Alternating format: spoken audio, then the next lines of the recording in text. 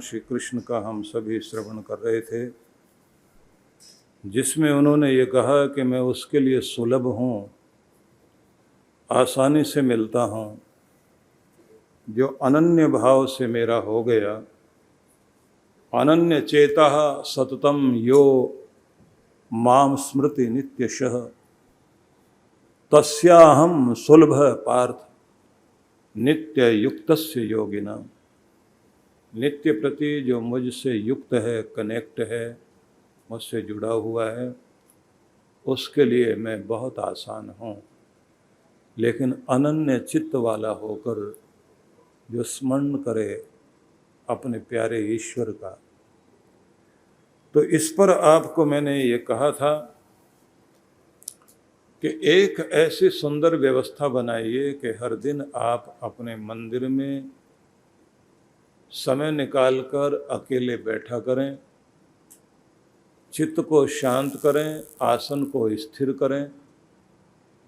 फिर ध्यान से सुन लेना, आसन पर स्थिर होकर बैठना है, बिना हिले डुले, भले ही कुर्सी पर बैठो। रीढ़ को सीधा रखना है, जिससे आपके भीतर जहाँ से रीढ़ शुरू होती है वहाँ से आपकी एनर्जी, आपकी ऊर्जा, जीवनी शक्ति आपके सिर तक आए और सिर से ब्रह्मांड से कनेक्ट हो, और ब्रह्मांडीय ऊर्जा, यूनिवर्सल पावर आपके ब्रह्मरंध्र से होते हुए आपके भीतर प्रवेश करे और आपके पिट्यूटरी ग्लैंड और पीनियल ग्लैंड, इन दोनों के साथ संबंधित होकर आपके भीतर चेंज लाए, परिवर्तन लाए, आपकी इमोशंस पर, आपकी बुद्धिमत्ता पर वो संतुलन बने कि जिससे आप पीनियल ग्लैंड के माध्यम से निकलने वाले सेरोटोनिन से आपके चेहरे पर फील गुड वाली इमोशन आनी शुरू हो, और रात्रि में सोते समय आपको ठीक से मेलाटोनिन की मात्रा इस तरह शरीर में आए कि एक अच्छी क्वालिटी वाली नींद आप लें और आपके जो न्यूरॉन्स और बॉडी सेल्स हैं उनकी ठीक से रिपेयरिंग हो सके। ये मेडिकल की भाषा में मैंने बोला। अब सामान्य भाषा में बात करते हैं। सामान्य भाषा में आप ये समझ लीजिए कि जैसे आप भगवान से जुड़ते हैं तो शांति, संतुलन, नींद और आनंद का भाव और आपके हृदय के अंदर प्रेम की तरंगे उठेंगी, जिससे आप अपने रिश्तों को बेहतर ढंग से जिएंगे और खीज, इरिटेशन कम होगी। अन्यथा इरिटेट रहोगे, डिप्रेस रहोगे, हाइपर रहोगे, किसी फोबिया से जुड़ जाओगे, किसी विशेष तरह के डर से जुड़ जाओगे, मन इन्फिनिटी कॉम्प्लेक्स से भर जाएगा, आत्महीनता से, होपलेस रहना, हेल्पलेस रहना, ये सारी चीज़ें जिंदगी में आ जाएंगी। अब सामान्य ढंग से, सत्संग के ढंग से बात करते हैं। जैसे जैसे आप भगवान के साथ जुड़ते हैं, आसन आपका स्थिर हो जाए और आप हिलें डुले नहीं, आंखें बंद करें तो दबाव नहीं आंखों पर आने दें, माथे को ढीला छोड़ें और जो ज्वाइंट्स हैं शरीर के जोड़, उन सब में ढीलापन लाइए। कंधों को ढीला, गर्दन की मांसपेशियां ढीली, चेहरे को शांत, और जैसे शिव जी पर जल चढ़ाते हैं ऐसे आप महसूस करें कि आसमान से शांति का जल मेरे सिर से होते हुए पूरे शरीर में अपना प्रभाव छोड़ रहा है। मैं शांत हो रहा हूँ, संतुलित, बैलेंस हो रहा हूँ, प्रेम मेरे भीतर उतर रहा है, मैं सबकी मंगल कामना कर रहा हूँ। भगवान सबका भला करना, सब सुखी हों, सबके घर में खुशियाँ आएं, सभी सब कुछ पाएं। मेरा किसी से कोई कंपटीशन नहीं है, मैं सबकी मंगल कामना करता हूँ। ऐसा भाव लेकर बैठिए। समझ में आ रहा सबको? जितना बोला है ये तो आसन पर बैठने का तरीका बताने लगा हूँ अभी आपको। भक्ति मजाक नहीं है भाई। घंटे घड़ियाल बजाए, ढोलकी बजाई, झांझ मजीरा बजाया, माला जल्दी जल्दी चलाई, लिस्ट पकड़ाई और आ गए बाहर, भगवान सब पूरा कर देना। भक्ति को ऐसा मत बनाओ। हर एक का तरीका है। छोटे छोटे मंत्री का भी प्रोटोकॉल होता है। वो तो राजाओं का राजा है, उसका तो अपना तरीका है। उसके यहाँ बैठने का तरीका, आने का तरीका, जाने का तरीका, मिलने का तरीका है। ऐसे ही धड़धड़ाते हुए पहुँचो, बिना नहाए धोए, आँख मलते हुए, भगवान जी आज पूरा ठीक ध्यान रखना, मुकदमा है। ऐसे चलेगी बात? आपने तो भगवान को महत्व नहीं दिया। और देखिए, अपने मंदिर को भी महत्व दो। जहाँ मंदिर बनाया हुआ ना, आपके घर की सबसे पूजनीय जगह, श्रेष्ठ स्थान कहाँ? जहाँ आपके भगवान विराजते हैं, जहाँ आपका देवता विराजता है, जहाँ आपके ठाकुर हैं। सबसे बेस्ट स्पेस तो वही होना चाहिए आपका। उसी जगह में, उसी स्थल में आप जब जाएं तो उसको आप पवित्र स्थान मानिए। और एक बात ध्यान रखना, उसको स्टोर नहीं बनाना। तो भगवान के साथ मजाक नहीं।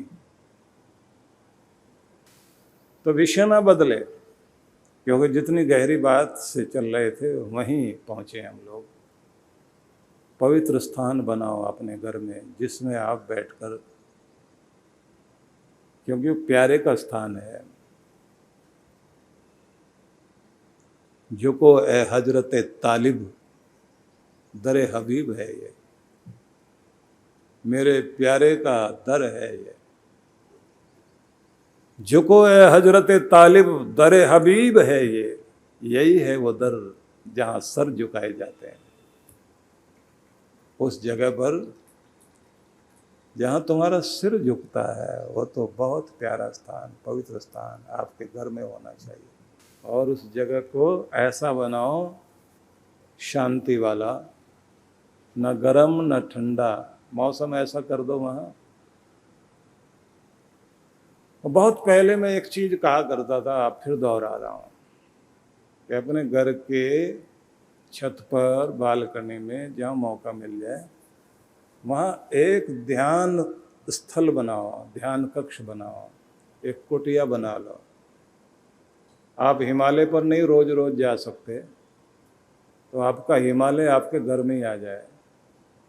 बांस के चारों तरफ से दीवारें बनाकर, ऊपर छत डाल के, बेलें चढ़ाकर, अंदर इतना सुंदर और हिमालय के चित्र अंदर लगाओ। वहाँ जाकर बैठने का मौका मिले तो खुद को आनंद आ जाए। जैसे बच्चे बोलते हैं ना, यूं के मजा आ जाए बस। तो ऐसी जगह बनाओ, जूते बाहर उतारने हैं, और वहाँ आपका टेलीफोन, टेलीविज़न कुछ नहीं जाना चाहिए। वहाँ केवल आप जाओ, और जब वहाँ जाओगे आप, तो थोड़ी देर खुद के साथ वक्त बिताओ, कि आज मेरी मीटिंग खुद के साथ है, आज मैं खुद से मिलने के लिए बैठ रहा हूँ। भगवान का ध्यान करो, कोई अच्छी किताब पढ़ो बैठकर, अपनी डायरी लिखो, अपनी योजना बनाओ, आने वाले समय के लिए विचारो। एक जगह ऐसी जरूर होनी चाहिए। राजा दशरथ ने तो अपने घर से बाहर एक कोप भवन बनाया था।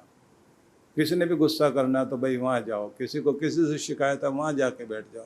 घर का वातावरण नहीं बिगाड़ना, अपना घर को खराब नहीं करना, सारे घर को कोप भवन नहीं बनाना। इसलिए निवेदन करना चाहता हूँ कि सबसे पहले तो आसन पर बैठना सीखिए, अपना मंदिर ठीक बनाओ। आसन पर बैठ गए हो तो चित्त को शुद्ध करें, शांत करें, बिना हिले डुले बैठिए। और जब आप बैठ गए हैं तो आप पहले तो बैठते ही देवी देवताओं को प्रणाम करके बैठते ना। गणपति को पहले प्रणाम करना, फिर सभी देवी देवताओं को प्रणाम करना, फिर अपने इष्ट देव के सम्मुख बैठना, फिर आंखें बंद करके अपने प्रभु का ध्यान करना है। और ध्यान में उसको पहले ऐसे देखना होता है जैसे मंदिर में मूर्त के रूप में आप भगवान का साकार स्वरूप देख रहे हैं। उनके उस साकार स्वरूप को देखते देखते उनको फिर विराट रूप में देखिए कि इतना विशाल रूप हो गया जैसे जमीन से आसमान तक फैल गए हों। फिर उनकी आंखों में करुणा और प्रेम को अनुभव कीजिए। फिर होठों से उनका नाम मन मन में जाप करते हुए उस स्वरूप को देखते रहिए। वहाँ से निकलती हुई प्रेम की किरणें, दया की किरणें, वहाँ से आती हुई वो करुणा, वो सबको अपने सिर से पूरे शरीर में फैलते हुए अनुभव करो कि करुणा निधान, करुणा निधि मेरा भगवान अपने बच्चे पर दया कर रहे हैं और आशीर्वाद दे रहे हैं।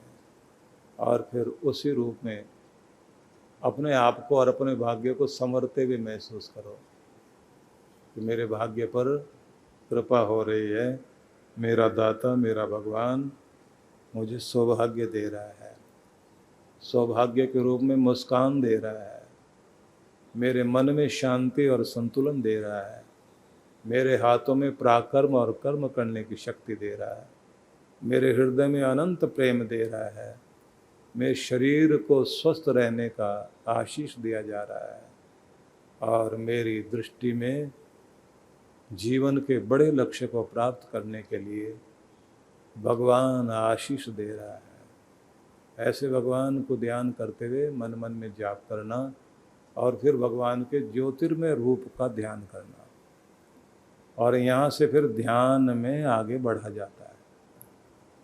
अब धीरे धीरे आंखें खोलिए, मेरी तरफ फिर देखिए। तो ऐसे तो बैठना है आपने, ठीक है ना। और ऐसे बैठकर भगवान की करुणा को, कृपा को अपने भीतर आने देना। उस समय दुनियादारी याद मत करना, अभी वहाँ जाना, देर हो रही है, आज ये भी काम है, आज वो भी काम है। जो जो चिंताएं और जो जो दबाव दिमाग में सवेरे सवेरे आते हैं ना, उन सबको पहले एक कागज़ पे नोट कर लिया करो, जिससे उसका दबाव कम हो जाए, और उसका सॉल्यूशन भी साथ साथ, समाधान भी साथ साथ लिखते रहा करो। मन में सोच लिया करो कि मैं इन सब समस्याओं को इस तरह से हल करूँगा। अगर फिर भी कोई रास्ता नहीं दिखाई दे रहा हो, अपने लिखे हुए को ले जाके भगवान के चरणों में रख करके शांत हो करके फिर अपनी प्रार्थना पूजा करो, और आखिर में अपनी समस्याओं के समाधान के लिए आशीर्वाद मांगा करो। नहीं तो दिमाग में वही चीज़ें चलती रहेंगी। तो जैसे बताया ऐसे बैठना शुरू करिए। तो जब आप ऐसे बैठने लगते हैं तो भगवान की कृपाएं आपके आसपास नहीं बल्कि भीतर आने लग जाती हैं। और मज़े की बात, एक रक्षा कवच आपको मिलना शुरू होता है, एक प्रोटेक्शन शील्ड, बल्कि एक ऑरा आपको मिल जाता है। सुरक्षात्मक शक्ति का एक प्रकाश वाला घेरा आपके चारों तरफ आ जाता है, जो आपकी रक्षा करता है। ये दो चीज़ों से आता है, एक आपके पुण्य से आता है, धर्म निभाने से, दूसरा गुरु की और ईश्वर की कृपा जब साथ आती है तब आपके चारों तरफ एक सुरक्षात्मक घेरा बनता है, सुरक्षा कवच बनता है। उससे आप बाल बाल बचते जाते हैं। बीमारी भी आई तो बड़ी बनकर थी, पर आकर छू के निकल गई, ज़्यादा तंग नहीं किया। समस्या आई थी लेकिन हल हो गई, दिक्कतें आई थी ठीक हो गया। लगता था मान सम्मान पर ठेस लगेगी, लेकिन भगवान ने हिला डुला कर, झटका देकर और चेतावनी देकर हमको फिर से संभाल दिया। तो ऐसी बहुत सारी चीज़ें आपको जो है महसूस होती रहेंगी। ये सब वो सुरक्षा कवच है जो आपको अपने चारों तरफ बनाए रखना चाहिए। धर्म आपके जीवन में जितना होगा, धर्म है, दान है, पुण्य है, सेवा है, सत्कर्म है, ये सब सुरक्षा कवच है। अपनी कमाई का 2% भाग भगवान की राह में लगा